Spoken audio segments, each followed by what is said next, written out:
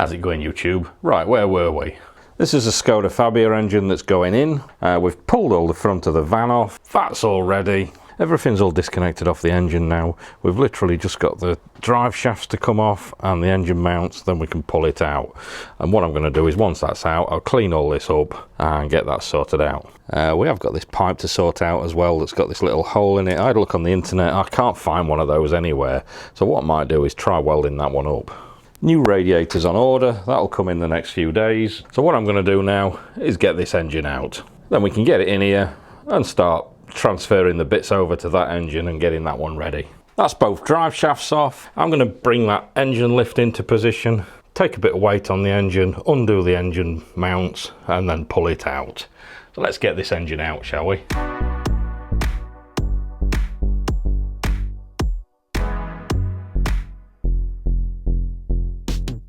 Right, there we have it, the engine's out. Before the next one gets in, I'll clean all this up a little bit. It doesn't have to be perfect because it's, at the end of the day, it's an old van, but I want it a lot better than what it is.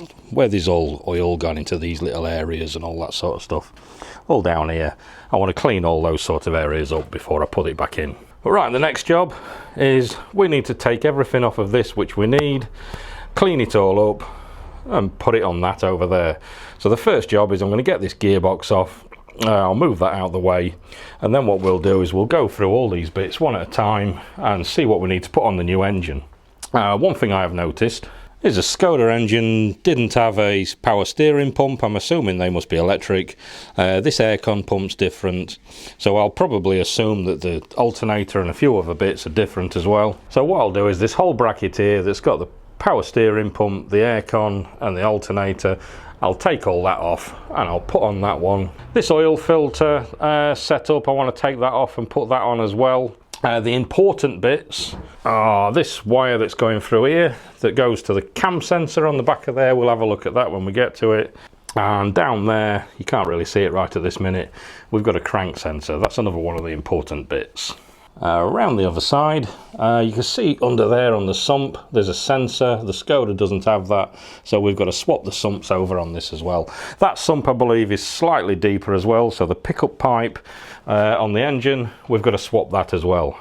But for now, what I'll do is I'll get this gearbox off, I'll get some of the other bits off, I'll start cleaning them up and get it ready, so we're ready to build that one. Then any bits that we specifically need to change, I'll go through them one at a time what I've changed. I'm using my turbo as well because I don't want super duper power, because these, you can get some really good power out of these. I don't want that, I just want a reliable engine, so I'm going to put my turbo on it. One of the other things that you normally would swap is all the injectors, but I'm going to leave these PD130 injectors in because my mate sorted me out a map for those. We'll talk about that on him later. So let's get this into a pile of nice clean bits and then we'll be back again. Right, I've cleared the back of the engine on this one now, so what I can do is I can lay this back on a pallet and start doing the other side. And what I need to do is that engine over there, I'll hang up on here so I can start building it a bit better. But as you can see, all I've taken off is there's a few brackets down here that was for that cable that comes down and goes through to that little sump sensor. I have noticed though, under the sump, there's a little blank there that's the same sort of position and the same sort of shape as the sump sensor that's on there. So what I will try and do is I'll just try and fit the sensor before I change the whole sump. So I'll see if that works. We'll have a look, see if that does work. I've fitted the turbo. I've got the oil return going in there. I've been cleaning everything up as I go along. It's not spotlessly clean, it doesn't look like a brand new engine, but at least you can handle it and you're not getting covered in crap. I've got bits here absolutely disgusting.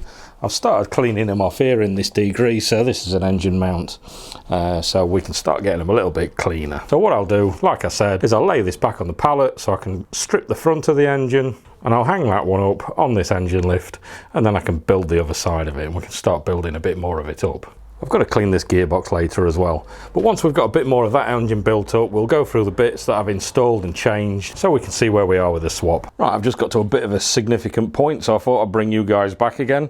I've been stripping down this side of the engine and I thought I'd have a look at this sensor on the bottom of the sump, but before I did that I've had to take the clutch off so I can get this sump off, because there's 2 bolts there.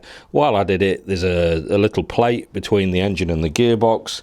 I've put that on the other engine, and as you can see here, this doesn't line up with the sump. So we've definitely got to change the sump, because the gearbox needs to mount onto this bottom hole. So that's an important thing that we need to do. We need to change this sump anyway. So I'm going to do that now. I've been cleaning off the other bits. Look at those, nice and clean. So we'll get those back on as well later. First job is get this sump changed over. These don't have a gasket, so what I've got, look, is some of this Wins gasket maker. I'll just put a thin bead all the way around the sump, and then I'll stick it back on again. So I'm going to do that. The next thing is this crank sensor here. I need this one. So it's basically, from what I've heard, is anything electrical needs to be swapped over. So what I'll probably do as well is this wire here.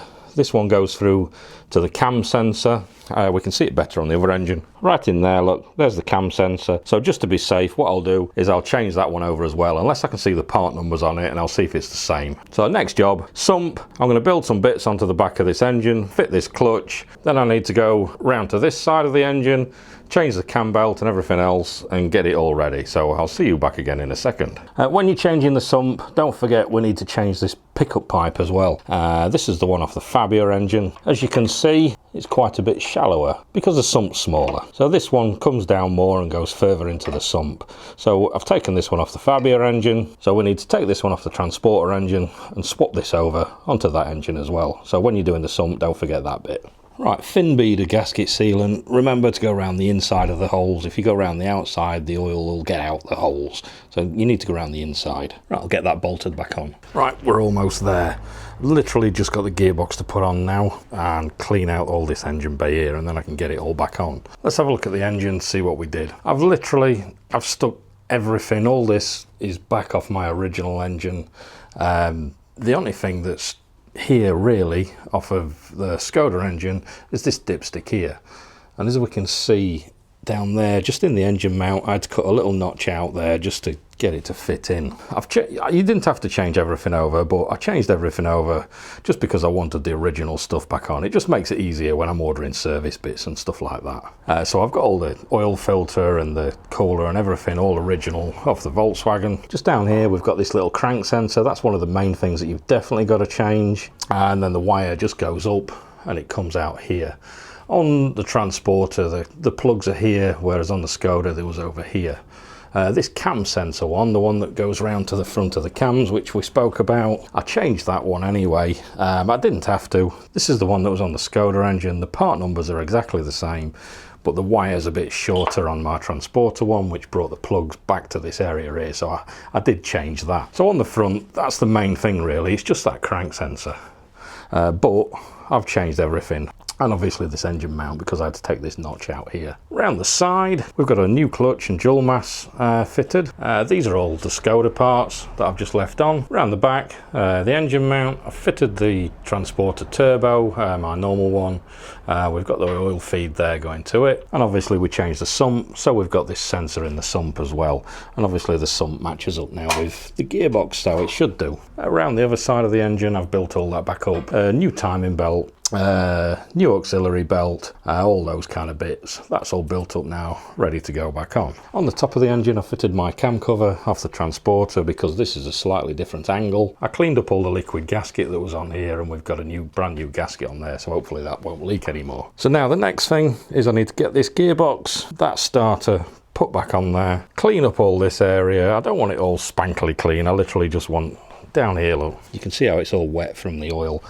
I just want to make sure all that's cleaned, so I'll get that cleaned up and then we'll get this engine back in. And I've got a new fuel filter to fit as well, I'll fit that later.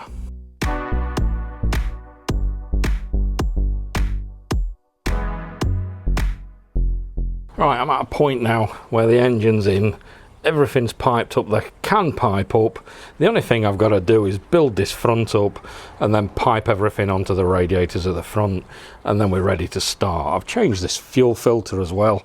There's one more bit that I've had to change on the engine. If I look on this old engine here, under this tandem pump here, there's this little water fit in here that's got a sensor in it. I've had to change that because the size of the hose on the back of it there is smaller. The one that I need is like this sort of size on both ends. So this is the one off the Skoda. I've taken this off. I've taken the one off this engine and I've put it on that engine. Apart from that, we're all bolted in and we're all ready. I've bled the clutch as well ready, because obviously this pipe here we've had to do. What I did is, where that was damaged, I tried and I couldn't find a replacement. So what I've done is I've just welded it up with a MIG welder where that little pinhole was. So that should be fine. Next job, tidy the garage because it's a complete mess. Then I've got a new radiator there. If we look out the back here, I've got the radiator pack. So what we need to do is we need to take off this intercooler, take off the aircon radiator, take off that little radiator there, which is for the power steering. They're just bolted on at the sides here, look. So I'm going to pull all those off and then I can get to the main radiator behind. If I look down this top here, there's some little Torx bits there.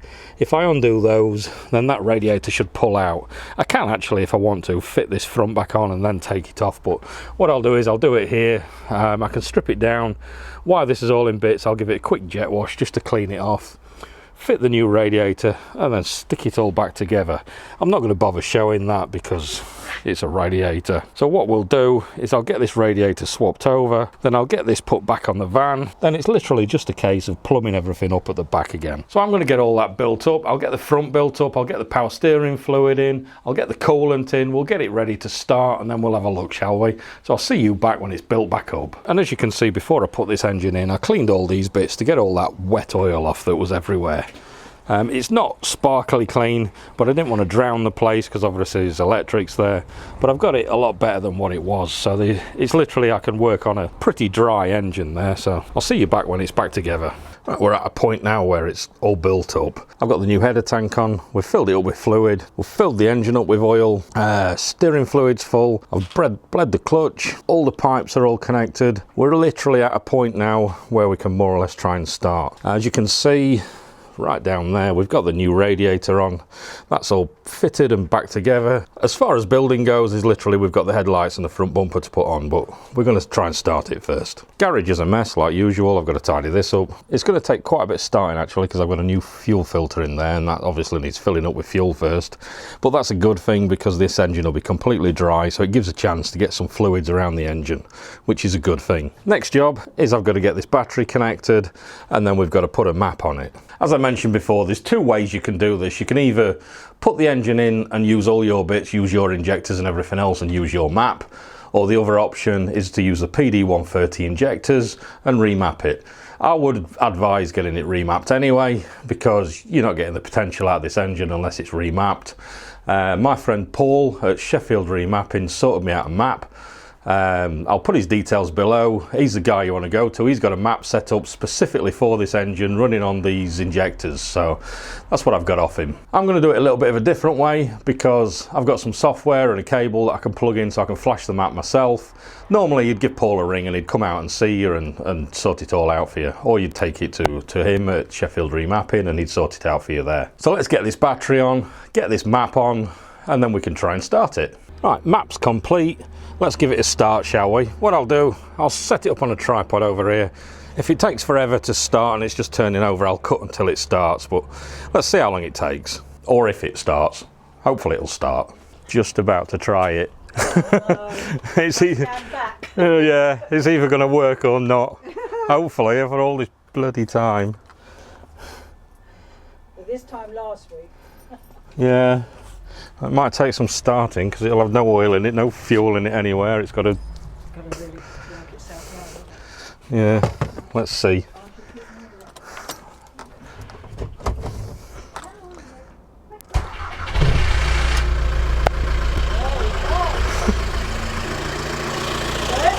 How quick was that? Well, I never expected that. Right, I'm going to leave this running, get it up to temperature, check the oil, check the water, make sure everything's all right. Everything seems to be working fine. I still think we need to do some more bleeding of this because I've not put enough coolant in. The fans are running all the time, so there's somewhere inside that's airlocked. So what I need to do is I need to build up the front of this, put the wheels back on, and then go for a drive, see if we can get rid of a bit of that air. So that's what I'm going to do now. I'm going to get this all built up ready, and then we're about done. Right, I'm back from a drive. I've just put the engine cover on underneath because that's nice and dry. There's no oil leaks anywhere. It took about 4 miles or so to get the air out of the system. You can see that this is a little bit dirty, but this is where there's a bit of oil residue left in those pipes when it's blown through. I did, when I was fitting the engines, I got all these pipes here, and I got a hose pipe and I blew them all through and got them as clean as I could. Obviously there's still a bit in there that's found its way out, but everything seems to have settled nicely now. Temperature's nice. I will say the map's actually really nice. It's nice and smooth. It's a bit lower torque down the bottom end from what my last one was. The last one was a bit too aggressive, to be honest, but this one's a little bit lower torque down the bottom end, but you can feel it kick in then once you've got up to speed, which is absolutely perfect. So I'm happy now that this is all done. I'm going to button everything up, get in the shower and call it a day. I literally did this over 3 weekends. It's probably realistically a day's job, or probably a bit longer if you was cleaning the engine like I was. It took me 3 weekends, but I'm old and overweight, so that's slowing me down a bit. So now we know how to fit a PD130 in a VW T5. I do too, because I didn't know when I started this. So I hope you learnt something. Like the video if you liked it, like the previous one as well if you like that. Subscribe to the channel if you want to see more random things. I don't know what we're going to do next. Check out the description for any links below, and I'll catch you guys again later. Cheers.